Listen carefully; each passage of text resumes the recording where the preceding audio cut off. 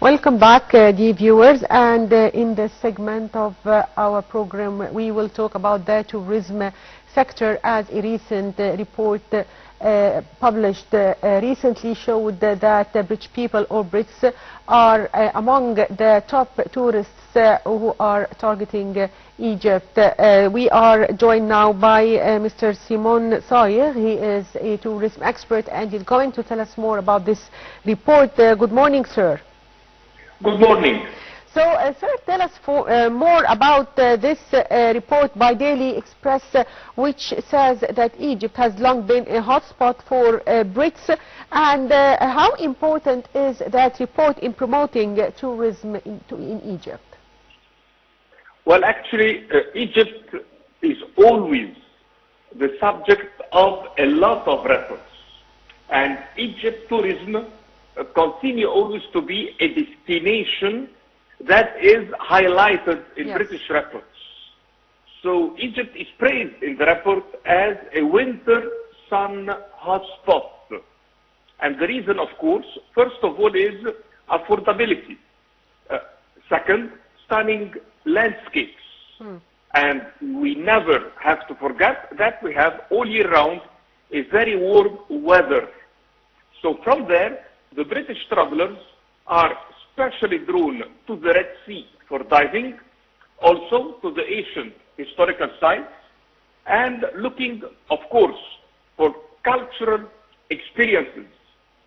So Egypt is considered safe, of course, for the British tourists, and they're always looking to come, especially that the British pound is very strong as a value. So we have nowadays around 700,000 Britannic tourists that has been in Egypt, and they are looking, of course, to spend like between 7 and 10 nights, and they always mix the cultural heritage with the coastal relaxation. So when they come, for example, to Cairo, we can see them at the Great Pyramid, at the Sphinx, at the Great Museum. If they go to Luxor and to Aswan, they go to every single temple.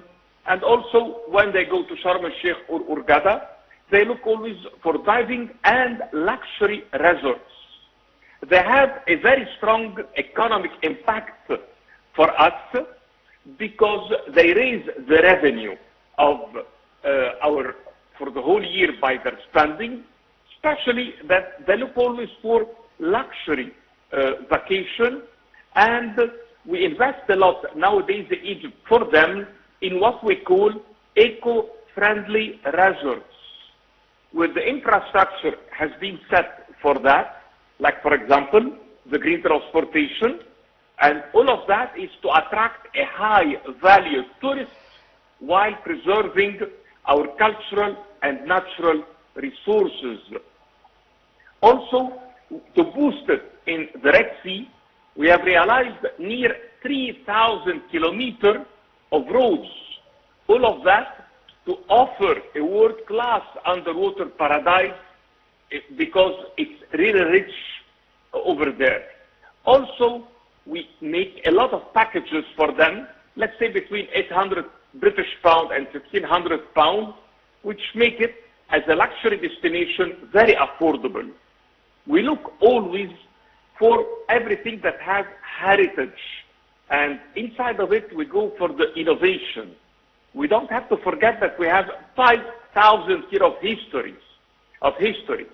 So it's a country full of wonders, and we have to go always for the modern tourism innovation, such as an example, to create renovated districts and all the new metro lines that has been done. It's a country that is very safe, and from here we have a strong selling point because the zone around us, geopolitical concern, of course, and we always emphasize in our promotion about safety record of tourism in Egypt. And we look a lot about the cultural appeal, because our history is a vibrant culture, and we have also, of course, a lot of markets, a lot of music, a lot of cuisine. It's very dynamic.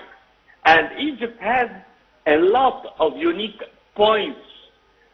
And those, for example, like the underwater wonders. The Red Sea has been ranked between the world top diving spots.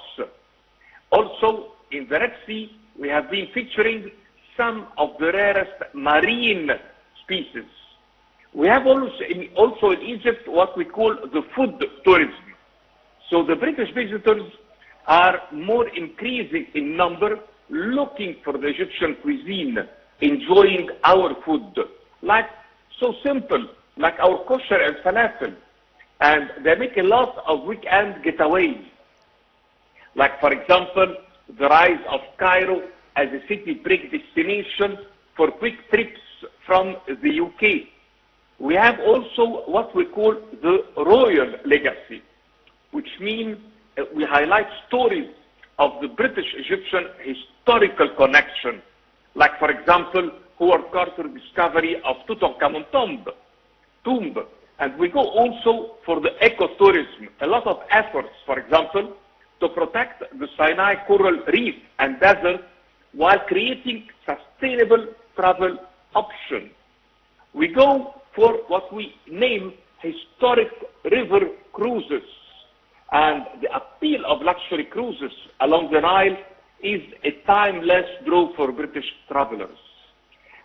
Some of them look for adventure. So we have adventure tourism and a lot of activities for that. Like, for example, the sandboarding in the Sahara, the hiking in Mount Sinai, and it's growing in popularity. We made also a lot of modern museums, like the GEM, and we have a film connection also on the other side. Like, as an example, we have movies, documentaries that captive British audience. And all of that, of course, is inspiring visits to filming location. So that are some examples about your demand and your question. Yes, Mr. Simon, also, if we talk about the soft opening of the Grand Egyptian Museum, how did it add an asset to Egypt's attractions? Well, actually, the soft opening of the GEM, let's say, I mean, if you're looking, if it raised number of tourists, no, of course, it didn't raise. But let's say it has added to our site one more thing that is very attractive. What will raise the number of tourists will not be the soft opening, it will be the full opening. Because for the time being, people who go over there are not people who come specifically to see the museum, but are people either living in Egypt or during their tour in Egypt, they will add that destination.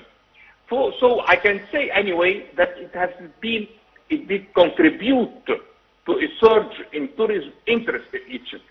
That's for sure, because that highly anticipated cultural landmark, let's say it's the world's largest archaeological museum that has been dedicated to a single civilization.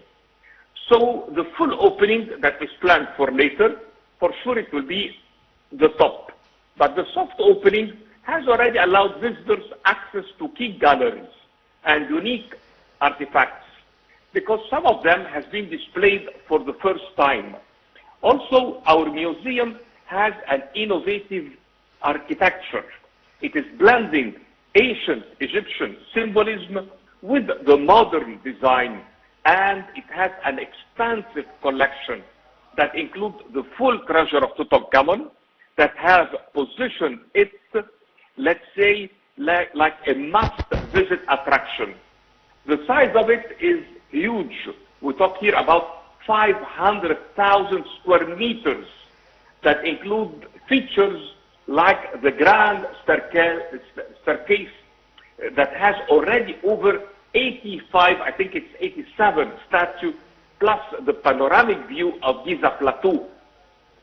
That museum is expecting to host over 100,000 artifacts with Tutankhamun treasures.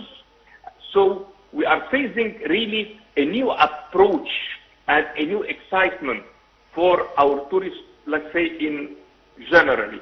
So the soft launch aligns with efforts to enhance Egypt tourist appeal. It's a leveling to the museum, let's say, as a global recognition.